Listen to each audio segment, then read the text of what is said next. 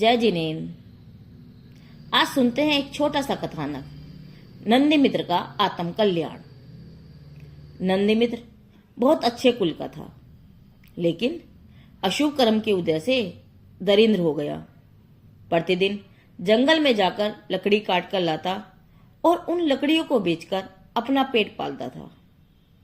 कभी कुछ शेष बच जाता तो वह शादी खरीद लेता।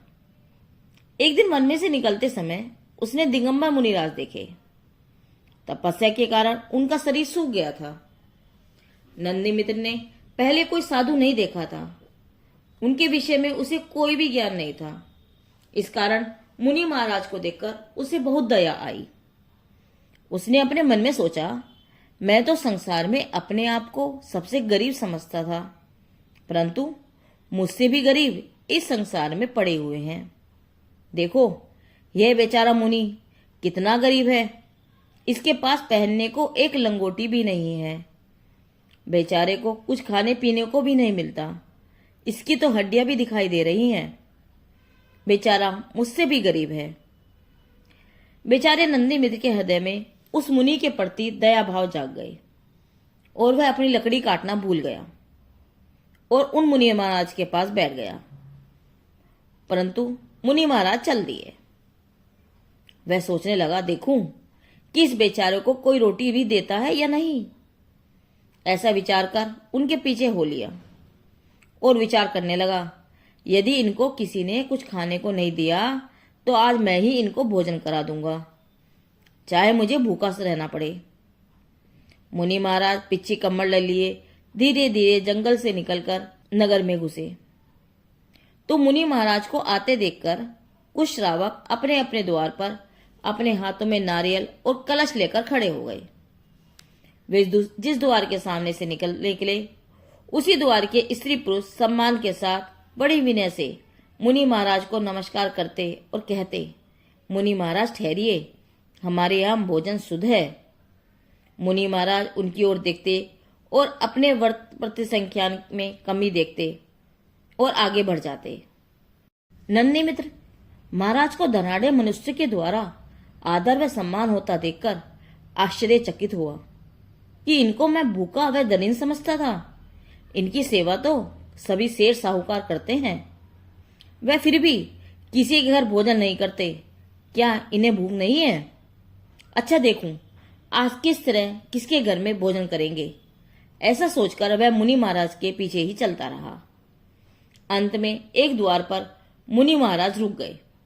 वहां अपनी विधि देखकर उस घर में भोजन लेने चले गए।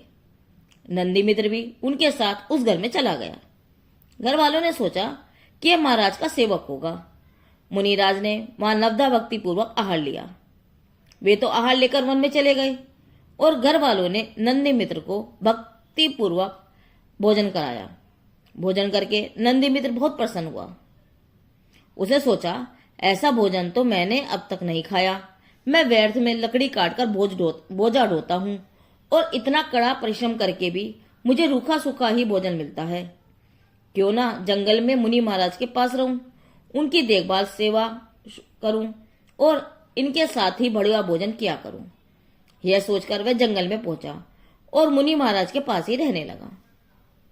महाराज ने अपने दिव्य ज्ञान से जान लिया कि यह निकट भव्य है, इसकी होनहार अच्छी है।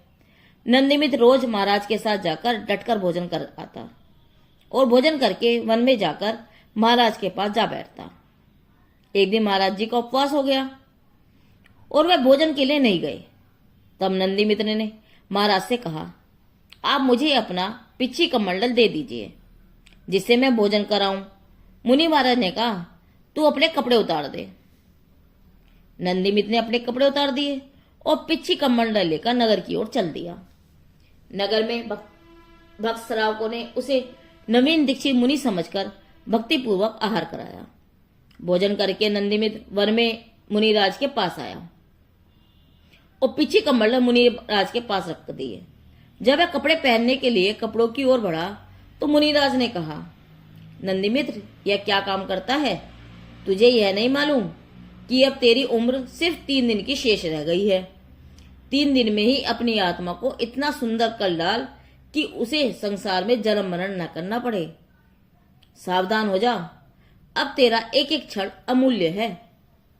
मुनि महाराज का उपदेश सुनकर तथा अल्पायु जानकर नंदी मित्र ने विधि पूर्वक दीक्षा धारण कर ली। आत्म स्वरूप समझकर और आत्म ध्यान में लीन हो गए।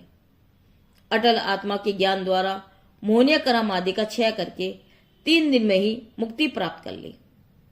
इस प्रकार निर्जरा भावना में नंदी मित्र ने कर्मों की कड़ियां तोड़ डाली और अपना आत्म कल्याण किया।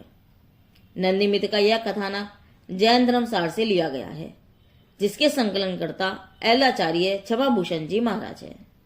जिनदेव की वाणी आगम वाणी।